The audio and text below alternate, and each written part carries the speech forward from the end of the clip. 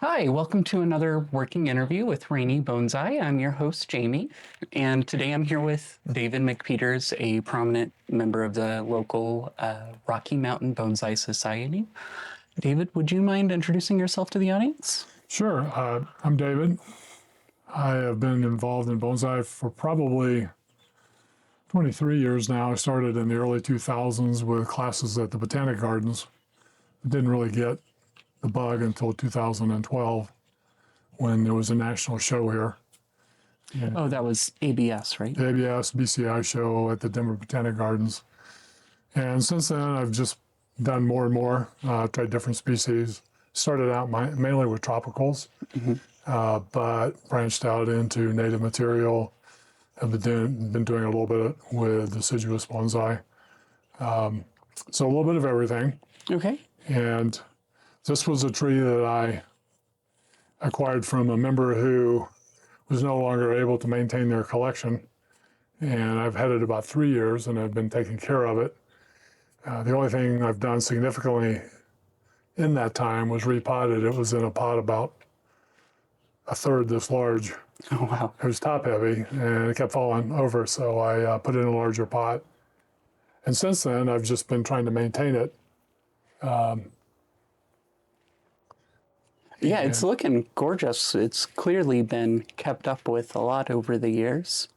The main goal, please correct me if I'm wrong, is to reduce the size of our pads, pull out any big and deformed foliage, and just kind of leave it a little airier, more space to breathe, and the nice, small, pretty foliage. This is a Gollum Jade, and it's been outside for roughly 2 months now, and is pretty happy, but want to do a little pruning to give a little better look. And so the things specifically we're going to do are get rid of the ugly leaves. So for instance, this big ugly one that's hanging down here, what we're trying to do is have more of these nice cylindrical ones with a red on the end. So it's pretty straightforward. Just grab it, twist it off. If there's anything else that's hanging down, do the same. This one is cylindrical, but it's getting flat and it's sticking straight up. So we would take that out as well. And this one on the back, which can't really see too well, but it's also flat, hanging down. And so we would take that out as well.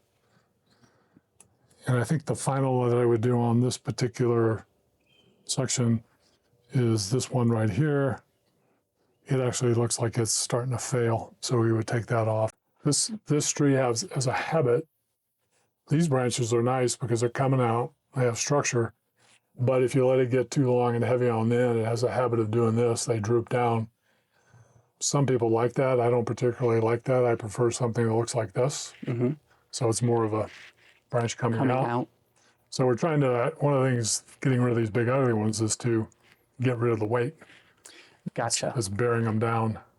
And some of them have died, so we're getting rid of the dead material as well. Can I ask what was so impactful about that show in 2012 that gave you the bug? It's the first national show I'd ever been to, and there were quite a few really beautiful trees. And there were also, I think, 3 nationally known artists. Oh, wow. Ryan was there. Was Bjorn there that year too? Bjorn was not there. There were 2 others whose names I now forget. And but they did demos, and it was very, very good to see. Well, the other thing that was nice about the show, and any national show like that, when you're starting out, one of the typical problems you have is finding good material.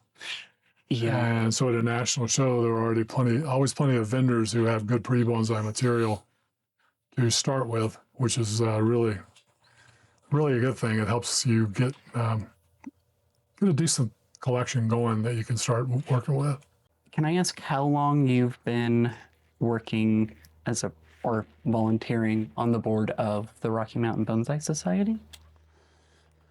I think I have been a board member since probably 2013. Oh, wow. So would that make you one of the longest employed currently, or am I wrong on that? Well, the board is totally volunteer, Right. but I think I'm probably one of the more longer term members of the board. Would you mind sharing how you've seen the club kind of change and evolve since 2013? I imagine in the last 12 years, there's been some big changes. There have been big changes. I think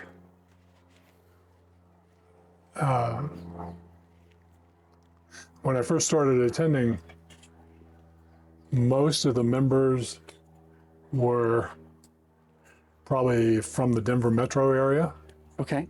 Many of the members were older, probably 40s, 50s, 60s, 70s.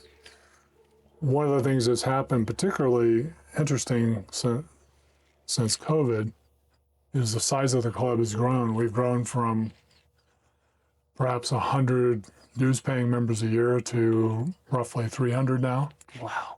And much of that growth has come from younger people who are getting interested in bonsai and joining the club. Right. So the age demographic in the club has changed a little bit. And we've also grown geographically. We now have members all the way from Las Cruces in New Mexico up into Wyoming and Montana. Wow, I didn't know we had members in New Mexico. That's a trek.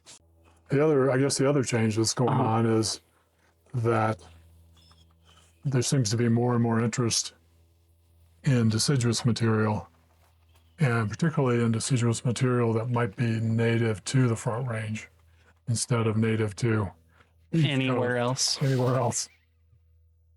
Yeah. Okay. So it's funny you say that because I feel like I haven't seen much deciduous around here. So would you mind speaking to some of the species that you're saying become a little more popular?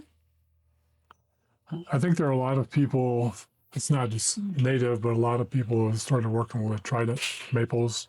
Mm-hmm. I think there's a number of people who are working with Japanese maples, interestingly enough, which is obviously not native. No. On the other side, the people that are looking for the native material are probably more of the bushy shrubs that you find around Colorado. So actually I have a list, because if you're asking about the deciduous natives, because whenever I hit a nursery, I want to be able to look at my list. Mm-hmm. Some of the things I'm on the lookout for are, well, people do aspen, of course. Mm-hmm. You know, it's Colorado aspen. Hackberries. There are a number of people that do hackberry. There's a Rocky Mountain maple that does pretty well here. Prunus is another one that people look for. Wax currants. Currant. Snow willow is apparently good. Huh. I haven't even heard of that. There are some that do sagebrush, which is apparently a technique all its own. Is it? And, so those are some of the ones that you might find. Mm-hmm. Mountain mahogany is one that I know people have tried. Yeah. I have had such poor luck getting the Mount Mahogany to get through summer. I've heard if you can get through that first summer, they do great. I've had 3 fail, so I kind of quit trying. Well, I think that's where we are currently, because a lot of these have not traditionally been used. Mm-hmm. So there's not a lot of information or core knowledge in the club or anywhere else about whether or not they are going to work. And so people are trying to experiment, collect them, buy them, and see what they can do with them. And, hopefully we'll see some showing up in the show. Gamble oak is another one, but it's kind of like the aspen. Collecting is difficult just because of the way they grow. And but if you do, I know at least one at the Denver Botanic Gardens, and then I've seen one in the show. Can I ask if you have a favorite species to work with? I guess I would have to say my favorite species is probably ficus. It's what I have the most of. It's what I have the longest experience with. One of the things I liked about them is that even though it's Colorado, I can work on them all year round. Yeah. So I don't have to take the winter off because I don't have any material available. Well, if you can keep them in enough light and warm, they will do well. And if you can keep them a little bit of humidity, they'll do even better. So our house has a whole house humidifier for human comfort. Okay. So And it also works out for the plants. now, kind of building off of that, does that help you at all with aerial root formation, or is it not enough humidity for that? So the whole house humidifier keeps the house at about 35% humidity. 35. And that's not enough to reliably cause aerial roots. You really need it to be above 90, at least Above 90. my belief, my experience, to reliably get aerial roots. Gotcha. Have you experimented with any of those techniques that are supposed to promote and encourage aerial roots? I have, yes, I have. Any luck with them? The best luck I've had is to put them in some kind of container that's closed that you can keep the humidity up about 100%. And so, for me, what that means is if it's small enough, I put it in like a 5-gallon bucket and then just put a white trash bag over the top. Oh, And okay. that will keep the humidity high. I know people that use aquariums for the bigger ones. I've used one of those mini greenhouse structures that you can put in your house. It's a little tinny frame. Love about it. 2x2 and about 5. Okay. I've done that. That worked very well. I'm sure. I personally use just a clear tote. Water the grass and flip the tote upside down over the tree. Yeah. I've done where you put sphagnum moss around the trunk or the branches, and I've had success with that. Have you? Yes. I personally gave up on that because I just couldn't get it to work. That, and I'm going to call it the soda bottle method. Do you know what I'm talking about? No, I don't. Yeah. So it's like you take a soda bottle or a straw and kind of like feed the lip of the soda bottle up to where you want the root to start. Right. And then you cut the bottom off so it'll be flush with the soil. And the idea is it's just a targeted humidity spot. Yep. But My experience is they just randomly throw out. they just do it. And so trying to force it to do it in a spot is probably going to be problematic. Okay, I'll keep that in mind. The thing to remember when you're using sphagnum moss wrapped around the trunk like this or the branch is that those roots are tender until they hit the ground and they lignify. Right. And so it can be tempting once you see them fall at the bottom to take the sphagnum off, but you really have to let the sphagnum stay on there long enough to where it falls off naturally. This video is brought to you by the generous supporters on Patreon. Your contributions help keep Ranni Bonsai growing, letting me share more conversations like this one with artists such as David McPeters. If you'd like to support the channel and get early access to upcoming videos, you can join us at patreon.com/RanniBonsai. Thank you again for helping make this series possible. So on the top here, just, a little bit thinner than probably The bottom. the bottom. Try to help open it up and also. So would you say maybe 20% thinner? More Yeah, I than think that? so. That's, Okay. and of course, as you can tell, the top is more vigorous than the stuff that's lower down because it's way up there. Yeah. And thank you for saying vigor. I'm going to use that as a little bit of a pause here just to explain the why of what we're doing here. So we're trying to redistribute a growth hormone that gathers in all of the tips here. All the active growth points are going to have that kind of going on. But by coming through and balancing the foliage, we leave more down lower, less up top. That's going to encourage things to kind of grow in a little bit more evenly instead of just letting the tree allocate its own hormones and grow how it wants to. The other advantage of doing this, honestly, or doing it on any tropical, because you can defoliate pretty much any tropical, is it's a way to actually inspect in detail the whole tree. So you may, at a distance, a few feet, think everything looks okay.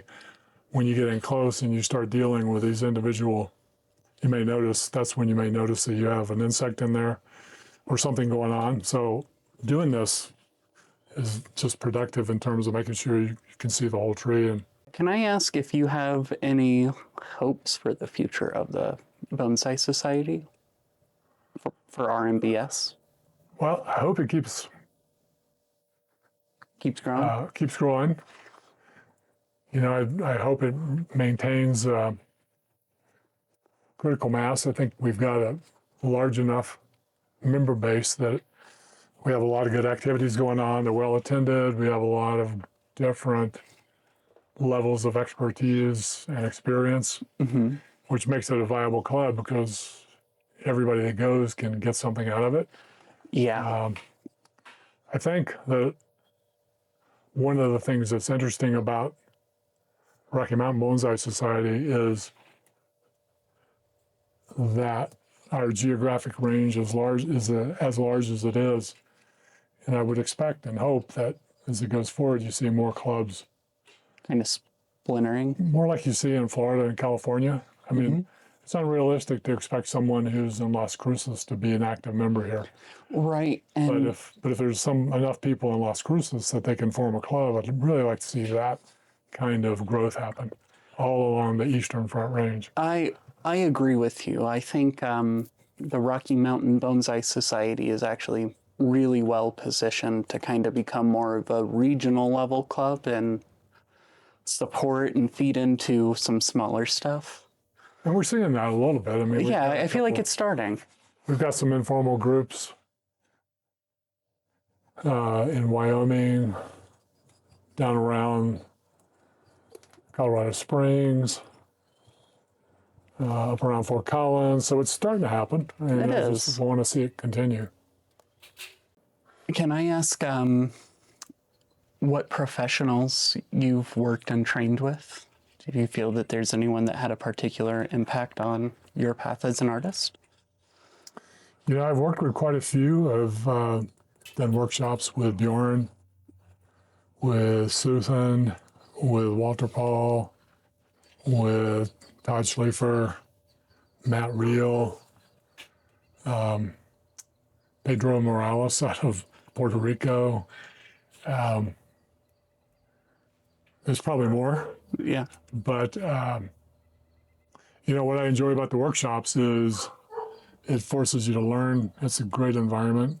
Each of the artists comes in with a different perspective and a different approach. And Andrew Robeson, of course, I worked with him earlier this spring because I am trying to learn more about deciduous. So, you know, my advice to anyone is participate in workshops because it kind of focuses you for that period.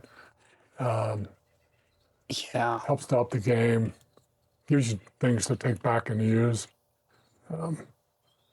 It really does. And, you know, I will say on the workshop front, I feel like we should give our education program coordinator, Gran Stanky, a little bit of a shout out because he's been doing just a phenomenal job kind of leveling up the educational opportunities.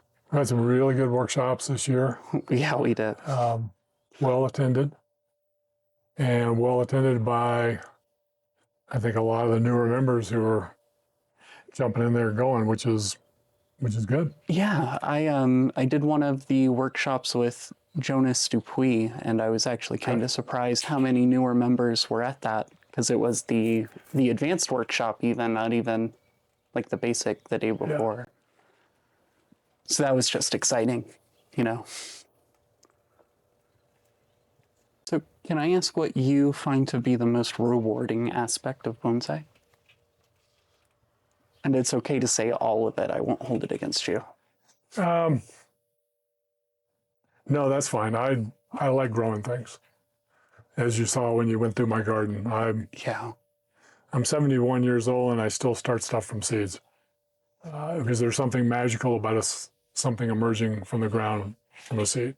And thank you for saying that, because I feel like, especially some older members of the in the community, really poo-poo the idea of working with from seed nursery stock, Yeah. and it's just rewarding in its own way to just be a part of like the start of its journey. Yep. So I'm glad you can relate to that. The issue is, there are so many different paths you can take. Yeah. You know, there are, when it comes to species, there are a multitude of species you can fall in love with. There are all sorts of ancillary arts that contribute to it that you can go into as well. There are, certain styles that are taught that you might find beautiful that you want to be able to do for yourself. They're just, there's many dimensions, and my advice to people was do what gives you joy. Yeah. Don't let anybody tell you, well, if you're not doing this species, then you're really not doing bonsai, because if you're getting joy out of it, then that's what what matters. it's about. Yeah. Thank you for being that voice, because I do think that's one of the things our club doesn't quite get right all the time. We do have some of the more discouraging feedback handed out sometimes, and that's okay. It has its place, Yep. but thankfully it does look like we're doing a little bit better about being more welcoming than a couple years ago. Hopefully. And I want to acknowledge that. I mean, when I was, the last few years I worked out of the home, I was telecommuting. Uh-huh. And one of the best parts of that was in the summertime, I could come out into my backyard before I got on the phone at my desk and sit there with my coffee and water my trees. Yeah. So at 6:37 in the morning before you go to work, watering your trees is just a great way to start the day. So there are even the tasks that are involved in keeping trees that are very rewarding. They are, and I really appreciate that bonsai really forces us to not just like slow down and be in tune with like today, but the whole seasonal cycle. Yep. And on that note, I know we're at slightly different elevations. Has your summer dormancy hit yet? I think you're a little lower, so I'm assuming so. Then what? Summer dormancy? I think I'm getting it in some things. I've only had 1 week where it hit 100. Okay. And it wasn't until last week that I had several days in the high 90s. Oh, So okay. for the most part, I've been in the 80s. I'm so 80s. jealous. I'm at about 6,300 feet. And from a seasonal standpoint, I'm about 2 weeks behind Metro Denver. Okay. And I was gonna say, I think my dormancy hit about 2 weeks ago. Yeah. And it's always kind of an exciting, but also heart attack inducing moment when you come outside and you're like, why is everything still wet? It did not rain. What's Yeah. going on here? It's like, oh no, this is Mother Nature. It's supposed to do this. Let's calm down. But, I'm constantly working with other people's trees, and so it's fun getting to go through that heart attack in a new garden every time. Yeah. I'm trying not to be too much more aggressive. I feel like... Actually, I'll step away and see how my side's looking compared to yours. I think we've opened it up pretty nicely. I think so, too. Oh. And the top's definitely looking thinner than the bottom. This front pad is looking less uniform than everything else though, so I'll clean this up. The other thing that doing this makes it easier to do is look at that structure and decide, is there some larger pruning that I need to do? You know, so for instance, the first thing that struck me is this right here. Yeah. You know, when I look at that, before it was a mass of foliage. Mm-hmm. Now it's this kind of like ugly bar. This one kind of sticks outside of the canopy, and it's never going to, you know, I don't think the canopy should be much taller than this. No. So this one will always be outside of the canopy. So logically, that probably needs to go away. And so the question that I always face is, I have three choices. I can cut it back to here and leave this, Right. and leave this, which is already droopy and kind of got that downward thing I don't like. I can cut it back to here and get rid of all of that and just have this. And I still have this little piece, which is kind of outside the canopy, but not completely out. Could be bent. Yeah, I could put some wire on it. But I know these like to pop too if you They push do. them. So They do. They're like celery. They bend, and you're gone. So, you know, that's kind of stuff I look at. And then as the summer goes on and I'm looking at what it looks like, I'll make some decisions. And then in the fall, I'll let it dry out, because if you really want to do heavy pruning, you should kind of let these dry out. And then I'll let it go dry, and then I'll do the pruning, and then I'll leave it dry for, you know, a few days afterwards. And go from there. Great information. I did not know that. So does that help with like the recovery process? So I think it helps with the recovery, and I think it also helps prevent, you know, helps the wounds seal up faster. Mm-hmm. Paul, the past president, I mean, this is what he has told me has been very successful for him. Okay. And so he's got a few of these. They look really good, so I'm following his advice. Absolutely. And that's a great way to pick and choose what information to follow. What does your trees look like when you're given this advice? Yeah.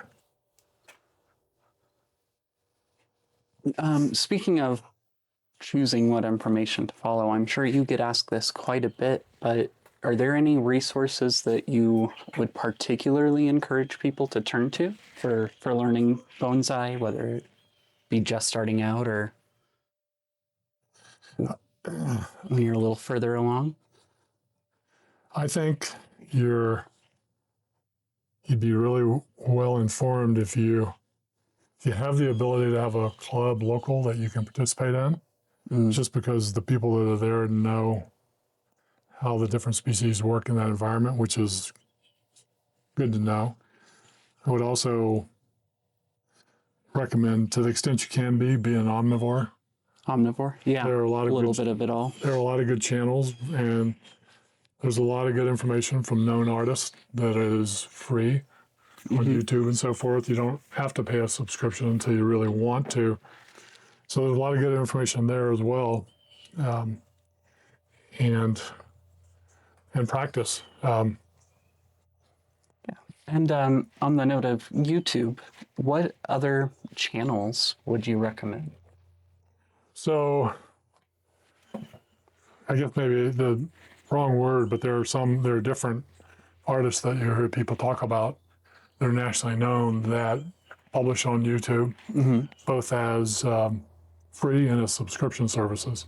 Right. So it's a good place to go and get started. You know, and unfortunately, there are a lot of good artists out there that don't do that. And so the only way to learn from them is either to, you know, participate when your club brings them in, or go to a workshop that they have. Right.